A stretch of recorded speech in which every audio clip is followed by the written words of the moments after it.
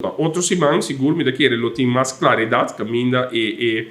ponência dan dia sindicato, dan lobby hope mais forte dilante, mi pode saber se fuge ora aqui, seguro, de parte de AFO, nós lobby, outro semana também, fortemente dilante também, para o que da trata é parte de 12,5%.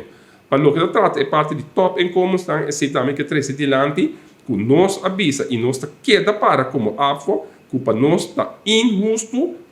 no momento na aqui, para hora de passa a lei de top incomes em parlamento, que tem somente overgangsperíodo de 2 anos. Nós seguro, nós não está aceitar e nós está querendo também, nós membros não tampouco, não aceitar que o lobby com overgangsperíodo somente de 2 anos, caminho nós tusa, não lá está 7 anos e nós está também seguro que nós que põe seguro dilante também está. Para todo parlamentário, tenha em conta que para seguro, para o sindicato de AFO, é 2 anos não está aceitável, que não seguro para mais que 2 anos, e também não está para subir e grande que tem no momento aqui, se não tiver cada 265 mil, nós sabemos que esse mês subir ele. Nós tudo para a semana isso de Aruba, quando a subir é período de overgang. Para nós só que da parte de 2 anos,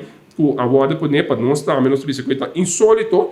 que de 2 anos, caminha rende e membro não, atrás não vida recebe, só não toma na hipoteca, não compra auto, entrar com não tem, então você bisa de la noite para a manhã, você bisa botar overgangsperíodo somente de 2 anos, para nós de AFO seguro, esse não está aceitável.